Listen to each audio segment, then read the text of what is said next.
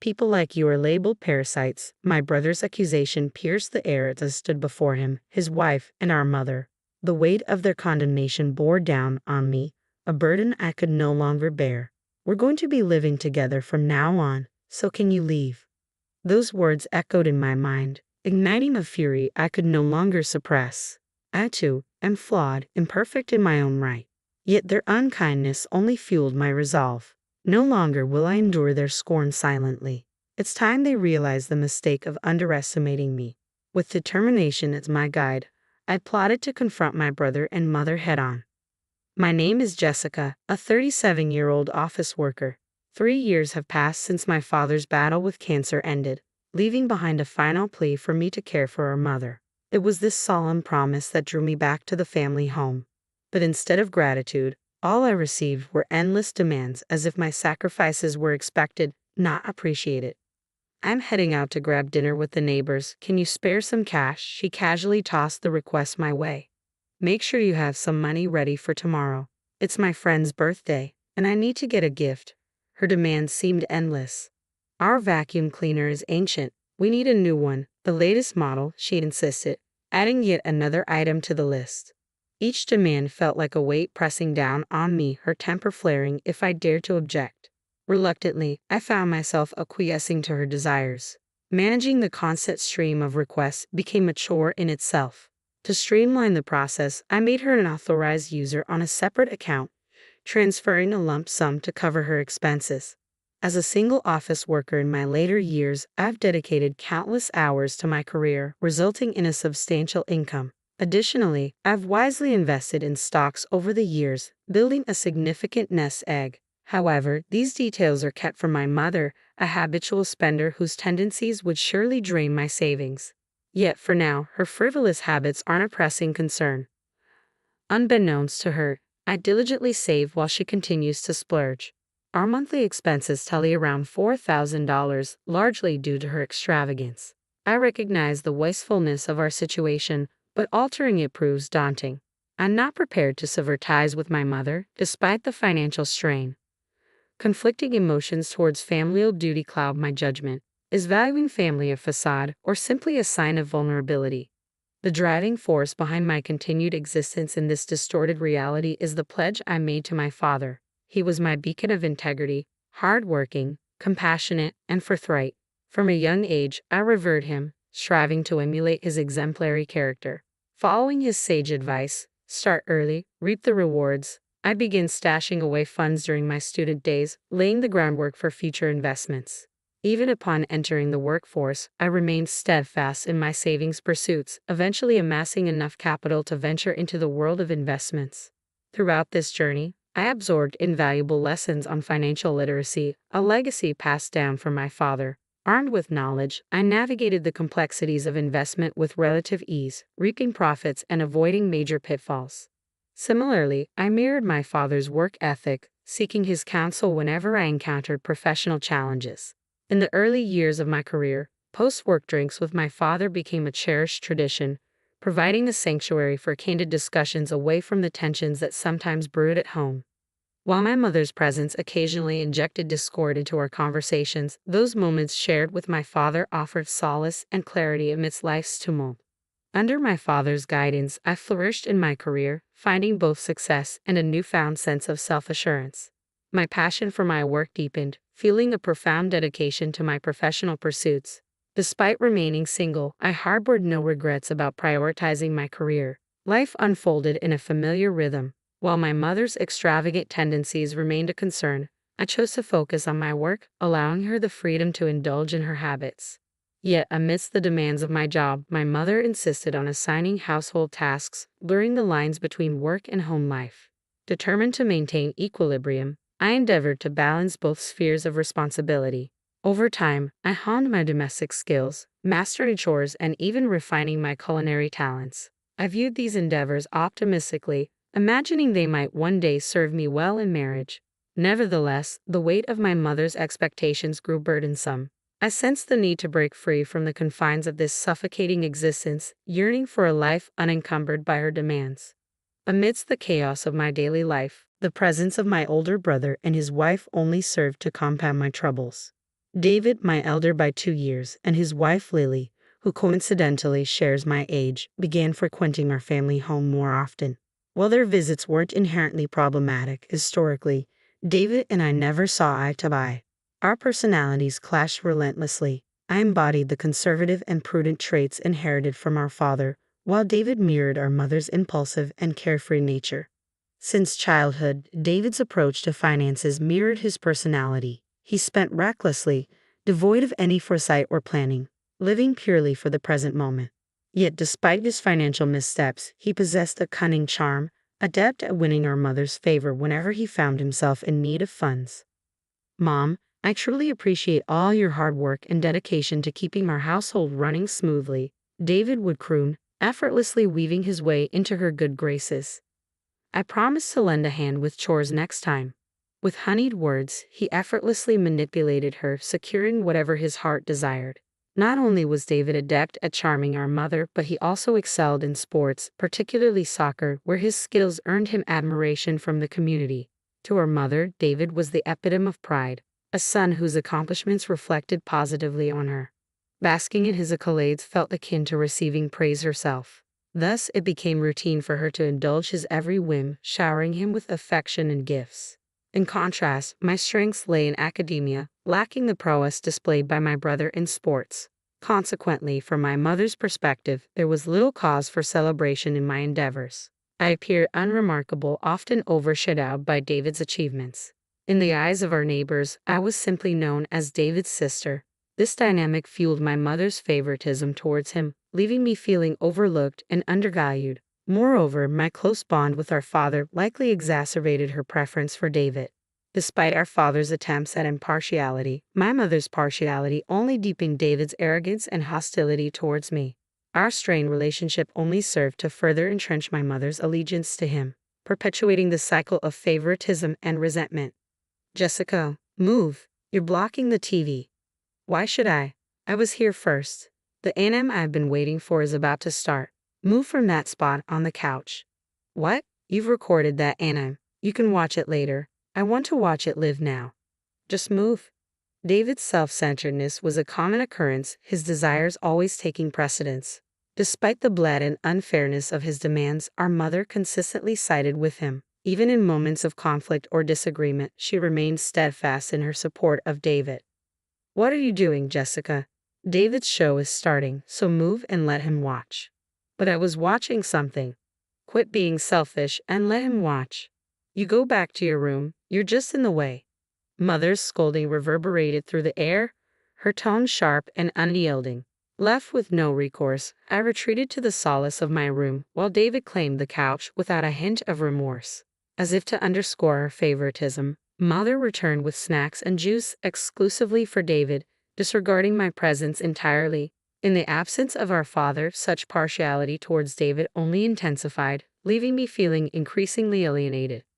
Growing up amidst this dynamic, it was only natural for me to distance myself from David.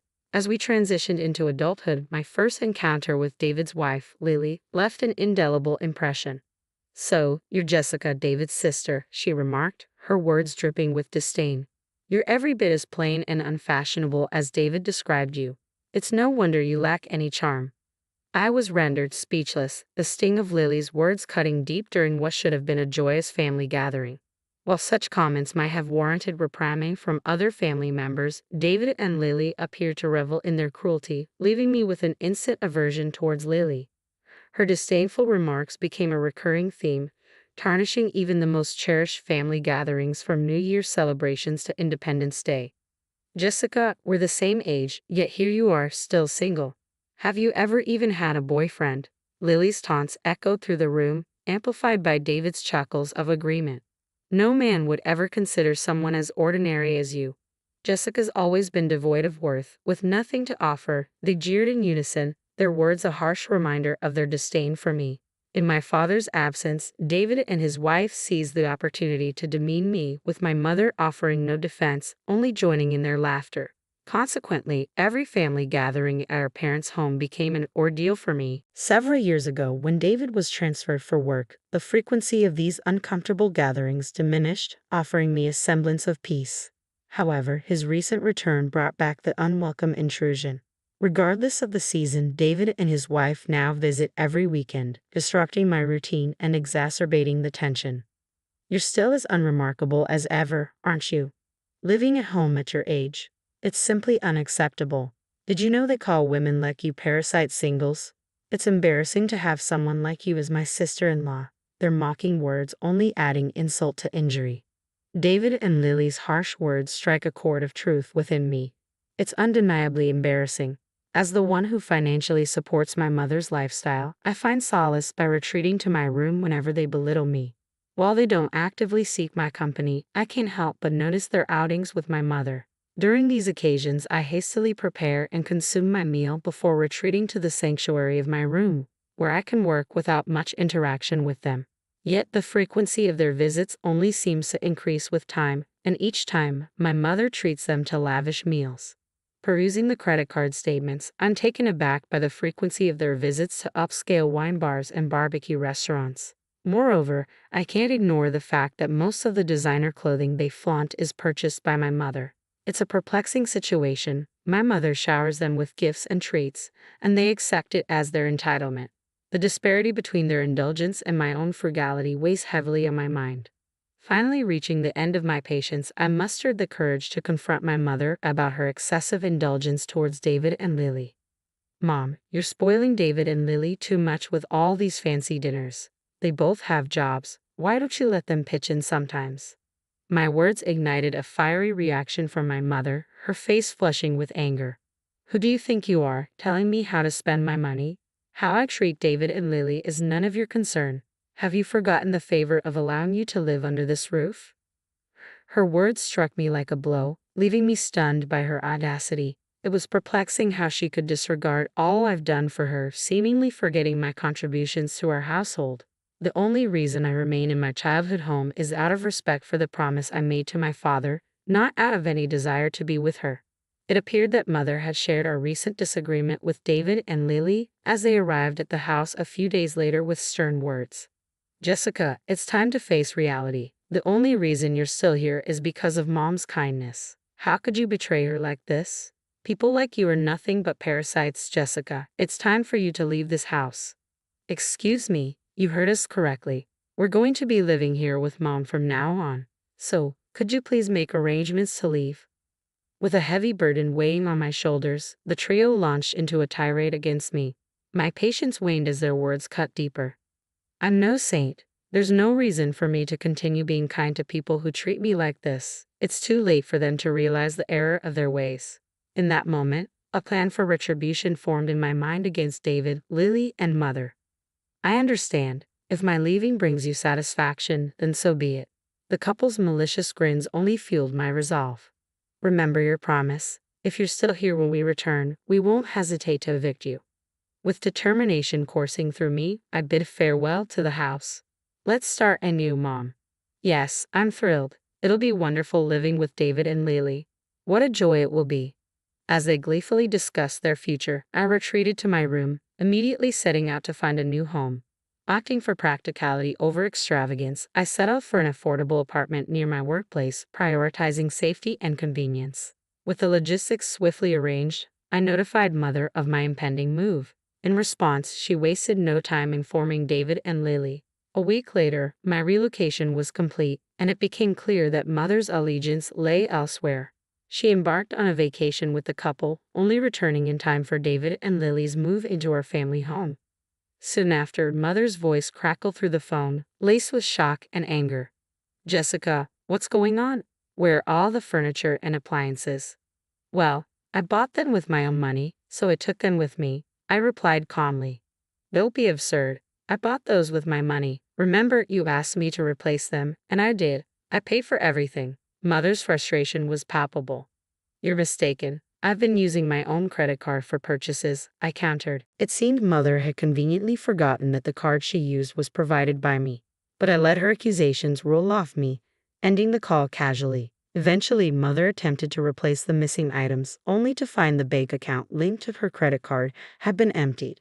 A few days later, I received a call from David. Mom's credit card isn't working. What's going on? You're behind this, aren't you? David's accusatory tone sliced through the air, revealing his keen intuition. I simply took necessary measures, I replied, trying to frame my actions in a more positive light. His anger simmered beneath his words. You've been footing the bills all this time.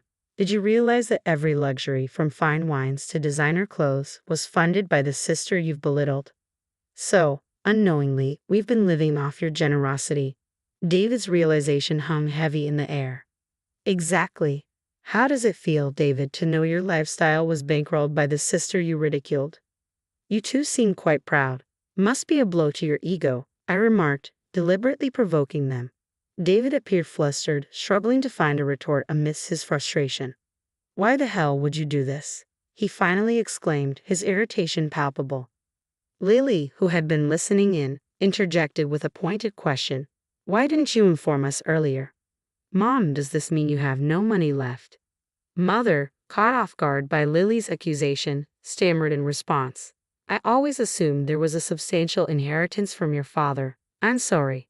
While our father did leave behind some inheritance, Mother's extravagant spending habits depleted much of it, leaving little for us. It was this realization that prompted him to advise me to build my own wealth. I trust you'll find a solution. I've only followed your guidance, I asserted. Jessica, wait, we're not finished yet, David protested, but I refused to entertain further discussion, cutting ties with him, Lily and Mother. Ignoring their pleas for reconciliation, I blocked their numbers. Subsequently, I received emails from both Mother and David, each pleading for assistance. Through these messages, a startling revelation emerged. David had resigned from his job under the mistaken assumption that he could live off our presumed family wealth. It was clear that his lavish lifestyle had left him with unrealistic expectations. Currently, they struggle to make ends meet with part-time jobs, their past extravagance now a distant memory.